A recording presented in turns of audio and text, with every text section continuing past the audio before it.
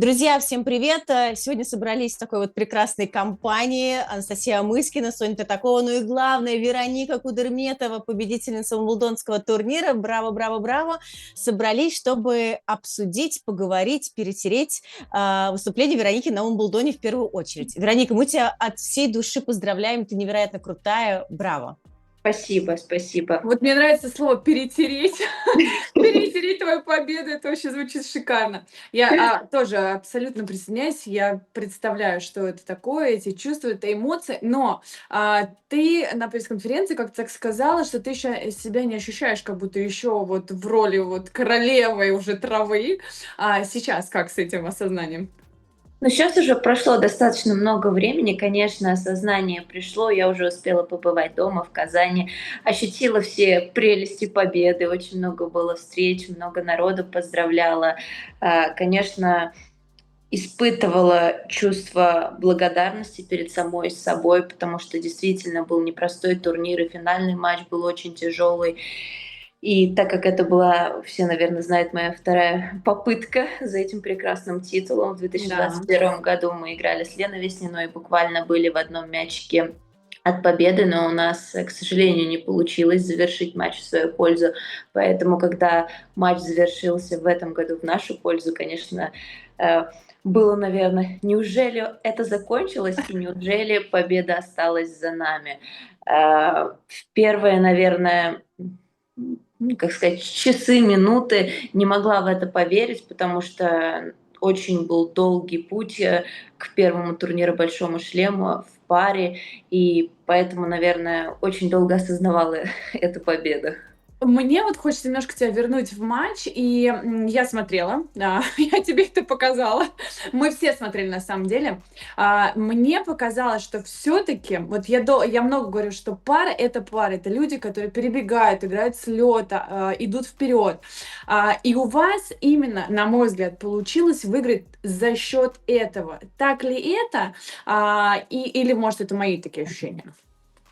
Ну, на самом деле матч был непростой. Мы начали матч очень хорошо, повели 3-1. К сожалению, там у моей напарницы Элис в этот день не очень хорошо шла подача. В первом сете мы все подачи ее проиграли, да, во втором она стала чуть лучше. А третий сет, это, наверное, была уже такая рулетка, да, кто, может быть, сыграет чуть-чуть решительнее, где-то пойдет на перехват, где-то сыграет активней. И, в принципе, мы проигрывали 2-4, и потом вот это осознание пришло, что, блин, а сейчас может это все уплыть, надо делать самим, не ждать каких-то ошибок. И поэтому, да, возможно, мы очень сконцентрировались и начали сами действовать, принимать решения и стараться, может быть, демонстрировать более парный теннис, потому что на противоположной стороне стояли тоже опытные, хорошие игроки, и их действительно нужно было обыгрывать. Ну, вообще этот турнир сложно складывался, да, и финал, и полуфинал, вы там первую партию проигрывали. Было ощущение, что вы прям так тащите друг друга. Вот одна немножко проседает, и вторая прям подставляет плечо. Расскажи, пожалуйста, ты Элис Мертон знаешь очень хорошо, ты с ней уже играла, такая проверенная твоя напарница. В чем ее сильная сторона как партнера? Какой партнер тебе подходит? И, конечно, был фантастический розыгрыш, да, в третьей решающей партии. 26 ударов это было. Да, там за матчбол мы боролись, да? А, Ощущение, что это такой кульминационный вообще момент всего матча был. Ну да, с Элис мы уже в 2022 году выступали полноценный сезон, потом прервали наше сотрудничество, и вот сейчас с середины этого года возобновили. Наверное, ну, наш дуэт очень хорош, потому что так как мы обе позиционируем себя как одиночные игроки и постоянно пытаемся прогрессировать именно в одиночке, из-за этого наш парный теннис, естественно, порой бывает на уровень выше, чем, допустим, мы играем против конкретно парных игроков. Да, Элис, наверное, ее сильные стороны — это такой человек, что никогда не сдается, неважно, какая ситуация на корте, может и 5-0, 40-0 проигрывать, она никогда не сдастся, она будет искать выход из любой ситуации, если нужно не ошибиться, она не ошибется. Вот именно как на бачболе она сказала: я сейчас не ошибусь, там, сделай что-то у сетки. Я Класс. вот пересматривала, да, она просто включила эту стенку, свечку, все в корт, и как бы там уже я постаралась завершить этот розыгрыш. Ну да, она, конечно, очень опытна, как и в одиночке, так и в паре. Уже сколько у нее больших шлемов, поэтому для меня, наверное, на данном этапе это э, лучший вариант в моей парной карьере. Ты знаешь, Соня мне, когда мы с ней обсуждали, что будем о чем говорить, Соня мне говорит: так, надо спросить, пересматривала ли Вероника матч. Я говорю: конечно, она не пересматривала. И говорит, такая Вероника говорит: я пересматривала, такая думаю, такая сижу, думаю, ладно, так, Только видимо, я хайлайты, хай- хайлайты, не весь матч. Это не считается, это не считается. А что вот этот пересмотр хайлайтсов, что он дает? Ты как бы более, не знаю, с холодным сердцем подходишь к этому матчу, это такой рабочий момент, либо это прям вот must-have, нужно смотреть, что ты делаешь на Ну, корте? наверное, вначале я смотрела, чтобы порадоваться, да, как-то испытать заново эти эмоции, увидеть, как это все было со стороны, а потом я не один раз пересматривала, мне почему-то часто в этом видео выскакивало, я думаю, ну ладно, еще раз посмотрю. Можешь себе позволить. Да. А потом уже как бы со временем, когда, ну не знаю, там третий, четвертый раз смотрела, я уже именно наблюдала, как я действовала, как я бежала на перехват, в какой момент, как я принимала. В общем, уже больше анализировала, м, что я делала в определенные моменты.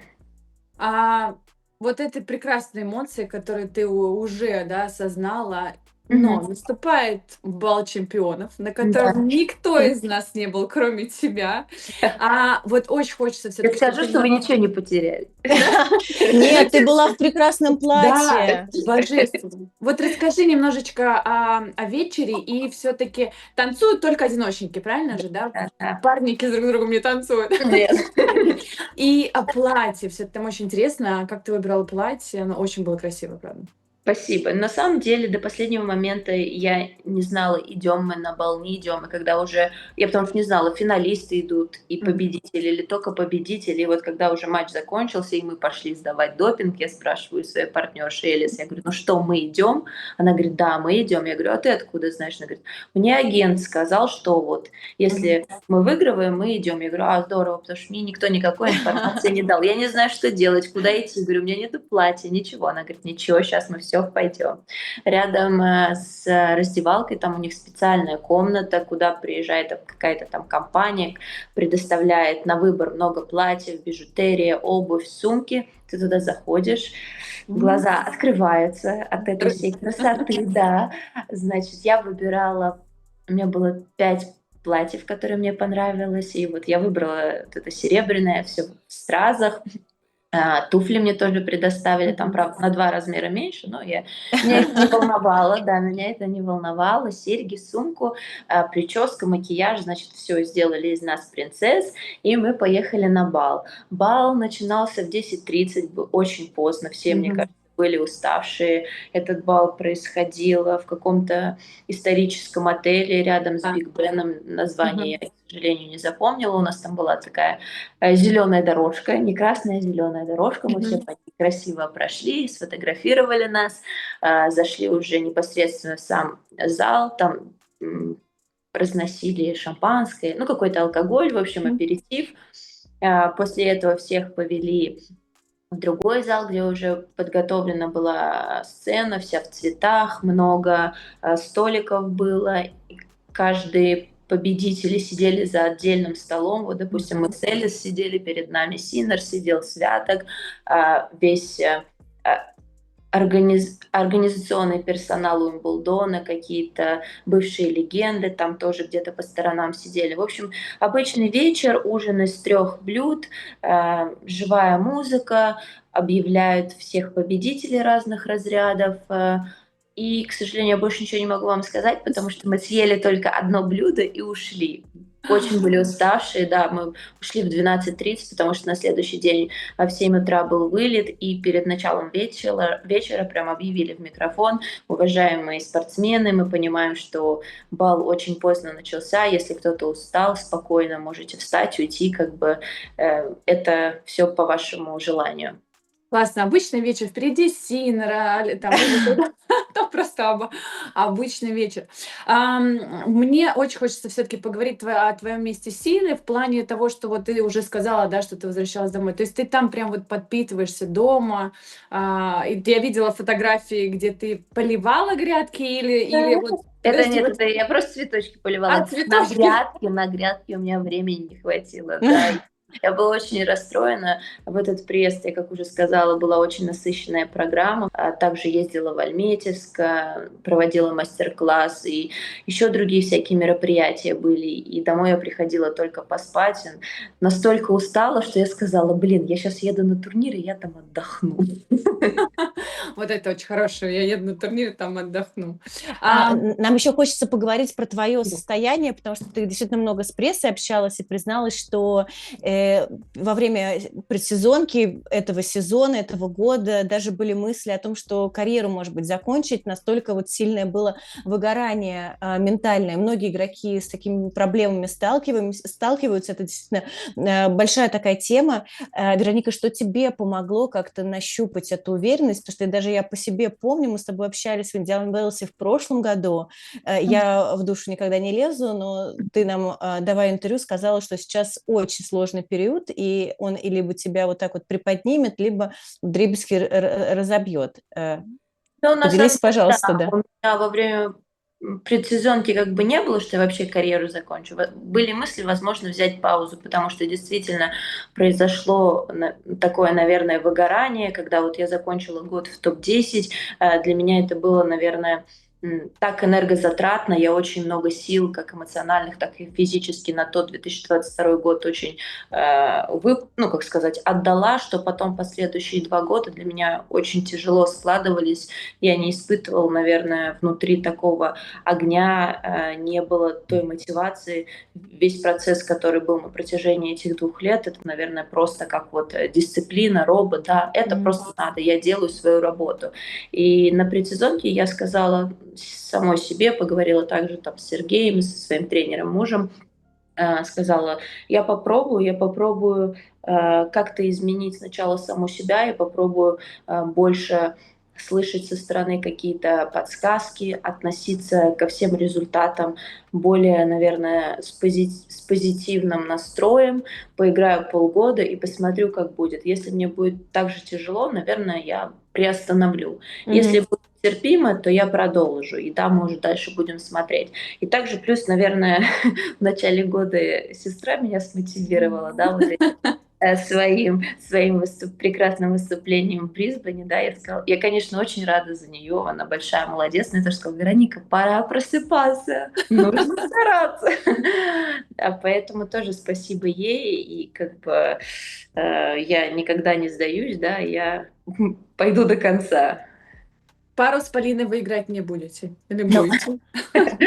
это одна из моих, как сказать, целей, как я бы хотела очень с ней сыграть пару. Пока что, к сожалению, у нас не получается, ее парный рейтинг не позволяет попадать на турниры, и сейчас я уже как бы играю с Мертенс, да, может быть, на каких-то маленьких турнирах, там, если мы с Мертенс не будем играть, я бы с удовольствием сыграла там с Полиной. А она слушаться будет тебя? Надо меня спросить, не знаю.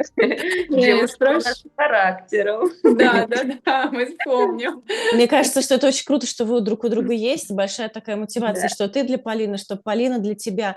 Этот титул, крупнейший титул в парном твоем разряде, что он даст в одиночку? Ну, такой, наверное, банальный вопрос, но вот если мы технически прям по теннисному поговорим, помимо уверенности, что ты про себя узнала, как про теннисистку после победы на Уимблдоне? Ну, наверное, произошло пару каких-то, я не буду говорить, каких конкретно, но открытий для самой себя, да, поверила вот одно из, которое я могу озвучить, я поверила в саму себя, что я действительно могу, что я действительно уже этого достойна, потому что я проделала большой путь, я проделала много работы, и сейчас, наверное, после этой победы я чуть-чуть могу выдохнуть, да, и уже без такого груза на своих плечах выходить и не только работать, но и наслаждаться игрой. Я вот всегда говорю, что со стороны все-таки чуть-чуть как больше видно, да. Вот я всегда говорю, то, что ты можешь делать все, ты умеешь делать все. Вот очень хочется, чтобы эта вера, да, с тобой была как можно дольше. И вот это состояние, которое ты ловишь, да, вот прям классно, что оно есть, и вот чтобы оно было так вот прям долго-долго-долго. Спасибо, будем надеяться. Да, и побольше фотографий в таких платьях прекрасных. Ты была Да, просто самой красивой. Это было очень Спасибо. стильно, модно, молодежно. Спасибо. Вероника, спасибо тебе большое. да, Друзья, отпускаем. С нами на прямой связи была прекрасная Вероника Кудерметова. Желаем ей удачи. удачи. Спасибо большое.